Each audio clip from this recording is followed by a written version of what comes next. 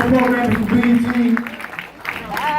Next Tuesday, June 27th, 8 o'clock on BET. 2 days after the BET Awards is on TV. I'd like you guys to give one of my great friends, longtime friends, a big round of applause. Mr. Irv Gotti, Lorenzo.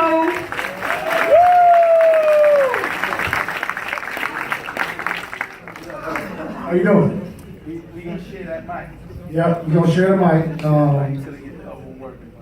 Turn the lights on, y'all. What inspired the concept of Tales? What inspired the concept of Tales is just, I felt, anyone who knows me, I'm so connected with hip hop and I'm a lover of hip hop and the whole culture. And I wanted to do something with blending music with film and TV and everything like that. So when I went in my think tank to try and think of something new and creative to do, I was like blending songs and taking the songs and the inspiration of the songs and making a 1 to 2 hour scripted episode. I just loved it and thought it would be a great entertaining thing. Each week it's a new thing. So, this was a very political and everything, but I can guarantee it's not, Tales isn't like that. I only did that because I took an opportunity with the F the Police record.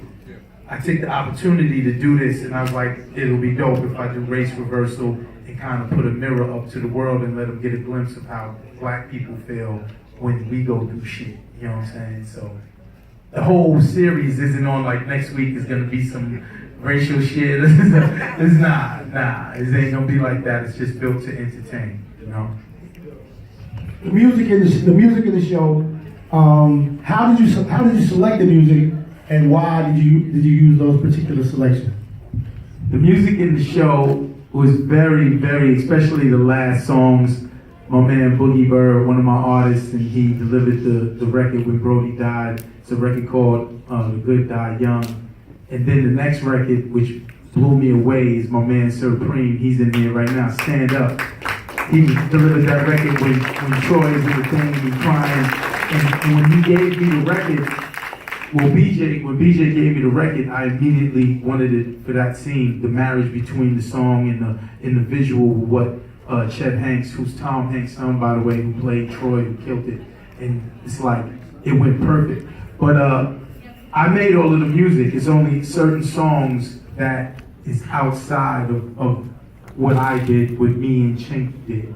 Because like for this episode, when you listen to a lot of the beats, I was in like a Dr. Dre because it's Fuck the Police, it's Dr. Dre, so I was in my Dre bag, you know what I'm saying? So a lot of the beats in there is similar to like the Chronic, the first Chronic, in that whole era, because I was just like on some Dr. Dre shit. Like if you look at Cold Hearted, I'm on my Philly shit because it's me. So you may hear like a dun, dun, dun, dun, dun, dun, you know what I'm saying? You may hear like a Rock the Mic type of shit. You know what I'm saying? So with each episode, I'm in my bag with different styles and different things of what I'm doing. Like with Trap Queens, it's all strip club music. So Fitted Circle, they got a song. Then my other group, they started off the whole episode with like a strip club song called Low For Me.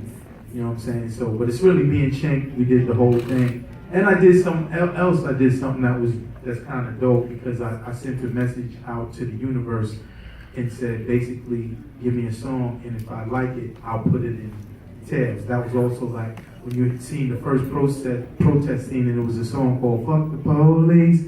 Police is this artist called Fly Havana from Miami. He sent me a record. I listened to it. I loved it. Put it in the scene. It worked. And it's like me giving back to new artists to expose them through Tales. With the music in the show and the different artist compositions that you used, what were some of the pushbacks and what were some of the reactions of some of the artists for the particular scenes for the songs to be where they were placed? There really wasn't any pushback from. That's the one thing I gotta give BET a lot of credit for. The executives, Rose Catherine and everyone of BET, they kind of let me do my thing. That's the one thing. Music, they said, yo, it's Gotti. Just let him do it. Yeah. Other things they'll nitpick or whatever, but honestly with the music, they was just like, yo, it's Gotti. Let him, he knows what he wants to think. And rightfully so, because I did know for every scene, for the score, everything. Like I knew exactly how I wanted it to feel, so they just let me do my thing. Now, in the pitch for pitching the show, the concept of the show, and developing it, and going to the networks, how many networks did you go to, and how was the reception at BET different from other networks that you may have tried to pitch the concept to? I went to one network, BET. and Stephen Hill, you know, big shout out to Stephen Hill. He's no longer at BET, but I went in, I didn't have like any paperwork or pitch deck. If any of you people know about pitching shows and what you got to bring in, I just went in there and said, yo, we're going to take hip hop songs, make them shits into motherfucking movies. They're going to love it. You understand? They're going to love it. And to Stephen's credit, he got that shit like right away. He got that shit right away and he bought it. We did the deal. I brought in Jay-Z with Tidal. Like, it comes out on BET June 27th, and 30 days later you can see the like raw director's cut, uncut version on Tidal. When Jay-Z came in, the deal got bigger and better, and then we was rolling. You know what I'm saying? And then we just started rolling. So I didn't go to no one else. I absolutely wanted it for BET because when you think about it, right? BET is absolutely the biggest supporter of the hip hop culture. BET has absolutely made a lot of these rappers and a lot of these entertainers superstars by supporting their videos, by giving them a platform on their award shows to get to millions upon millions of people. So BET is responsible for the hip hop culture being what it is today. So I didn't want to go nowhere else. I wanted it to be on BET because I felt like they personify the culture. So I was like, I'm gonna drop this bomb with them and let it explode with them. But I only went to Steven and I only went to BET, and there was no other. They didn't say no. Now in this episode, were there any other writers and directors that you worked with in this besides yourself? In this episode, like there was a writer, Joy Kekin. I always hopefully I say the name right. But Joy wrote it. But like I set the tone for this. Like I know I'm not a writer, but I told them the storyline. I told them race reversal. I told them how I wanted Troy's character because he was the thug character. I want him to be the light and energy and have a lot of great scenes. But Joy Kekin, who's a polished writer, she wrote for The Wire and things like that. She actually penned it and brought it to life with the words. What was it like being on the set? Like, what was the set experience with the different characters and everything that's going on the set of filming the different episodes? I'm so glad you asked me that because I see all of them at Ghost and you know what I'm saying? I see all of All fives, baby. Hey, look, Killer, what up, Killer? You know what I'm saying? Steady Stu, my crew right here. I'm gonna be completely honest with you. Guys, everybody who's in here worked on the set. Y'all should know how I feel about y'all already, but I'm gonna say it again. I could not have done it without y'all. It was one for all for one. The vibe on the set, they gave it their all. I felt their energy. I felt their love for the project, and it was just a pleasure. I can't say enough about my crew, man. You know what I'm saying? Like, they got busy with me. We was in the trenches together. Word. You know what I'm saying? And no one was better than anybody. It was like we're all together. And this project is as much yours as it is mine, really. And I hope all of y'all get more jobs and get more money and grow. Because with the success of this, and everyone said, yeah, we did that. And I'm a hoot and holler it too. Like, yeah, the whole crew, we all did that. It ain't just me, so we all did that. Don't let me get emotional, y'all. Chill. I gotta mention one thing when we was on a conference call with BET. And my man Goose, who's my first AD, and the call was over. It's like a call where we go over everything and we prepping. And Goose just said out of nowhere, he just was like, yeah, I just want everybody to know we going all out. We with her, and we going all out because it's my first time directing, so maybe a few in the building was a little skeptical. Rightfully so. My man Goose, he stepped up and basically screamed like, yo, we in it and we doing it. Man, we got you. And we got it, and it hit me. And I had one of them legendary Irv Gotti rants after that. Word. I was like, motherfucker, you wear that shit? And with me, motherfucker! I was going, it was a legendary rant. I'm quite sure there's a few on BT that go like, this nigga is completely crazy. But I am not that crazy because it was, what he did was like, he showed belief in me, and that shit just goes crazy. Like, me and my crew, we'll move mountains. I think that belief in each other, we'll move mountains. There was nothing, you know what I'm saying, that any obstacle that came, it wasn't even an obstacle, it was nothing. We was gonna run right through that motherfucker. Believe that. Believe that. So, gave my 18 and just don't know, I tell everybody, I say, yeah, we're gonna turn this Tales into a big thing, or whatever like that, but yo, when I direct, y'all gotta be the crew on my shit. For cultural purposes. Because I know exactly what I got with y'all, it'll only get better. So, you know what I'm saying? My man, look, Meek the Barber, even Meek the Barber, look. Meek is the life, my man Derek, you know what I'm saying? Like, everybody on the set, we was all together. It was fucking beautiful, yo.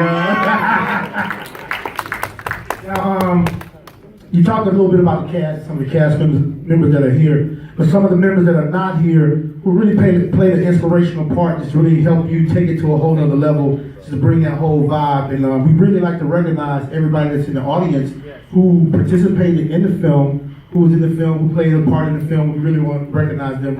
I saw some faces that I recognized from the streets of Atlanta. Yeah. And I'm gonna tell y'all something too. I'm gonna tell y'all a secret. Irv is my man. Absolutely. I'm about to blow him up right now. Go ahead. Irv called me when they were shooting this particular episode. And what I asked you for.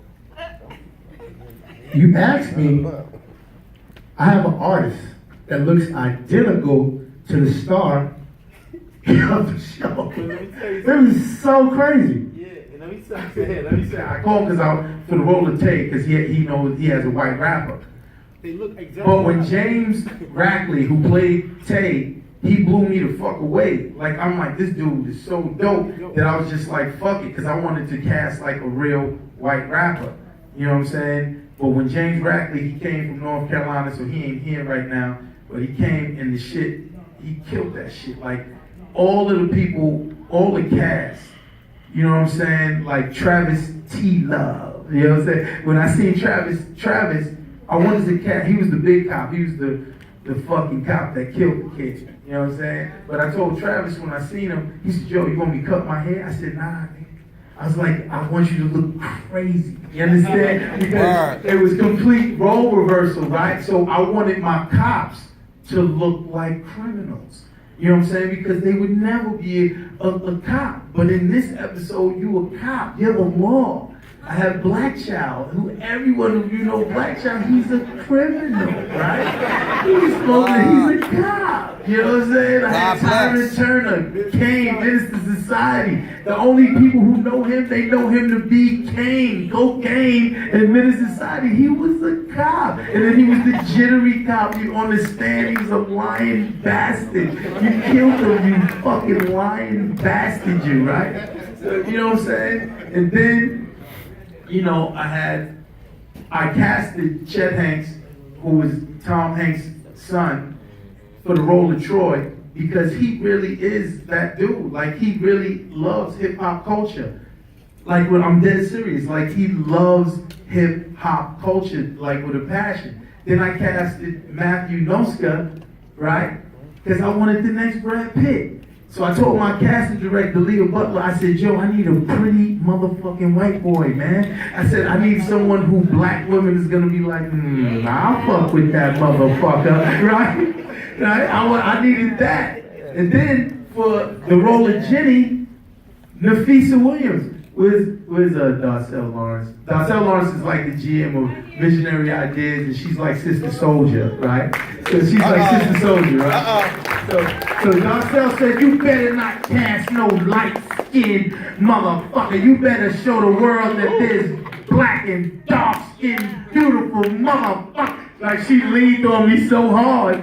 I was like, okay, fucking Sister Soldier, I will cast the fucking dark skin. And Nafisa was like perfect because she is beautiful and she's dark skinned and she brought such an energy to the Jenny Davis, except at the end, like we all hate her at the end, right? But that's like race reversal. There was black and the white girl like, what? He raped me. You understand? And I wasn't with him or whatever. We see that a lot of times in films and stuff, so all I did was reverse it, and she had to be that chick. You know what I'm saying? Great job. Yeah, and she had to be that chick. Then I wanted like the little nuances. I had Jessica Parker Kennedy. She played the role of Unique, who was in love with Brody. And then I had Jordan of Magic City fame. She's the down ass bitch. Right? She's the down ass bitch. And what I loved about that scene, because when I was telling her, because she had no speaking roles, but I'm like, yo, your part is so gangster. And I love that in scene with Troy, and he's walking around in that counter. You see that counter, your Stu, that counter fucking, and how about the score, Stu? It looked like, yo, Troy gonna kill something, right? And then after he does that, he shoots. If you notice, she's the only one. She don't move. You know what I'm saying? It was like I approached, I said, yo, you gonna be like the down-ass bitch of the century, yo. Everyone else scattered. She didn't move in the scene, and she lifts up the blunt like, fuck it, nigga, we gotta go, we gotta go. You know what I'm saying? So the whole cast brought such a great energy and life to their characters. It was sometimes I was there and directed and shooting the scene, and I would look at them and it was like all the characters. Like Chet turned into Troy. Like cut, he's still walking around, he's Troy. I'm like, so when we had to shoot the other scene, I wouldn't even go talk to him. Because I'm like, he's there. Like he's so there right now. Anything he says right now is really Troy. It ain't even Chet. So I was just blessed with a great cast. One last question for Irv, and then we'll take some questions from the audience. What's next? Shows, films, albums? Well, for Tales, what's next for Tales is after this season, hopefully everyone tunes in, tell a friend to tell a friend to tell a friend. I'm so confident with it because I know this is like nothing that people have seen before, and not just this episode, but all of the episodes. So I just really feel like it's gonna do well. I'm really hoping that God blesses me and continues to bless me, and it does well. And if it does well, it's an unstoppable force, this Tales thing, because you'll never get tired of it. Because I'm pretty sure some, like the people out here in the audience, they're probably, he should do this song, he should do that song, and then their shit is working, and it's never ending. And we can do different genres.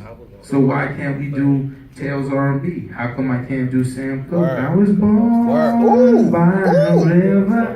Do some like real shit. I could do rock. Not for BET though. That's when they not format. You know what I'm saying? But I could do gospel.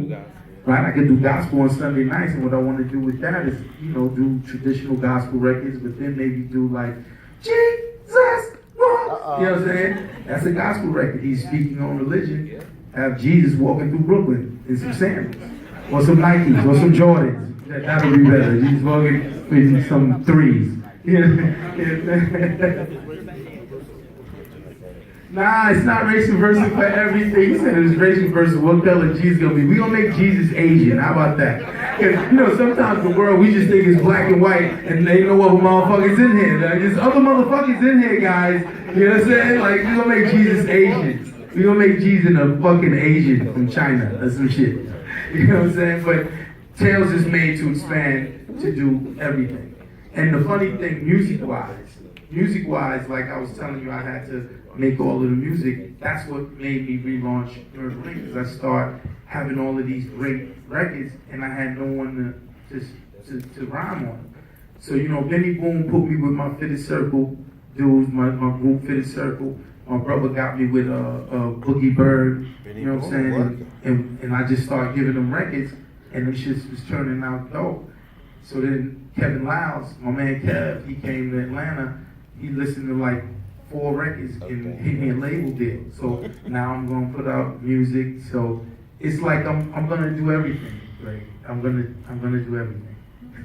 I got movies coming out, you know what I'm saying? Legendary. I got movies, you know, with Leonardo DiCaprio too, is partnered up with me to do the Supreme Team.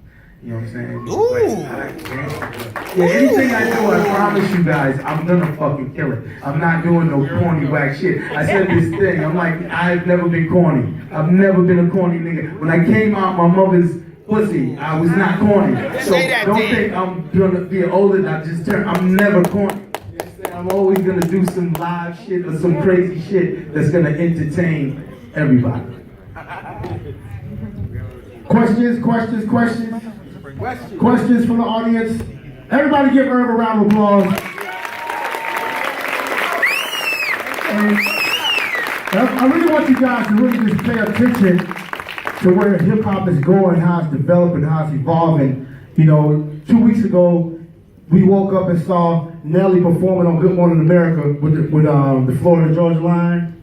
Yeah, so like a lot of these people that have been in hip hop forever and developing all this learning and just understanding all this knowledge, and the young generation, a lot of people who follow us, they think, well, he's fell off or she's fell off. And you look at people like MC Light and Nelly and these people are still making a lot of money. They diversify themselves, they diversify their portfolios, and they're doing a lot of other things that the normal, everyday human being doesn't pay attention to. You know, the touring and merchandising, and we're really taking it there. Like, Irv has been one of those people around me for a long time. He's always been a creative person.